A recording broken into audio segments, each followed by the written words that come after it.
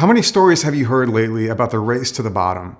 About our easy descent into the worst version of ourselves and the worst version of our world. Whether it's corporate greed or tech that dehumanizes or bad religion or political corruption or war or self-destruction, there are plenty of ugly stories being played out right now.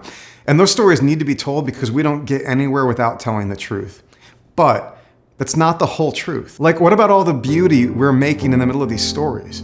What about all the creative responses people are offering to life in this modern moment? At a time when I find it easier than ever to only notice our descent into the worst, I want to notice every bit of work that also ascends toward our best.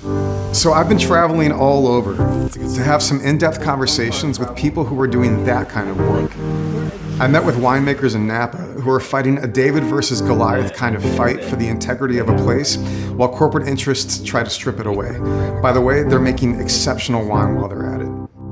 I sat down with an artist in Finland who's making large-scale ephemeral frescoes on some of the most remote and beautiful landscapes on Earth, revering these places rather than exploiting them. I talked to a stand-up comedian in LA who's challenging bad religion and simultaneously taking progressives to task.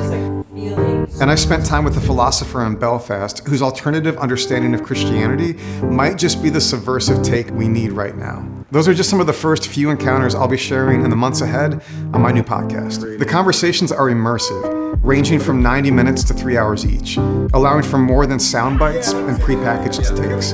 There's room for personal stories, critical angles, and vulnerable moments. And because I'm recording all of these conversations in person, face to face, you'll feel the way that context deepens the content.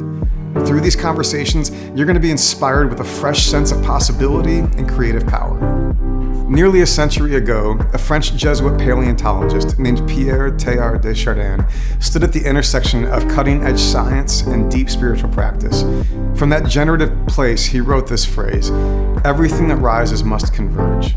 Later, a commentator reflecting on the meaning of Teilhard's work said it like this: "Remain true to yourself, but move ever upward toward greater consciousness and greater love. At the summit, you will find yourselves united with all of those who, from every direction, have made the same ascent.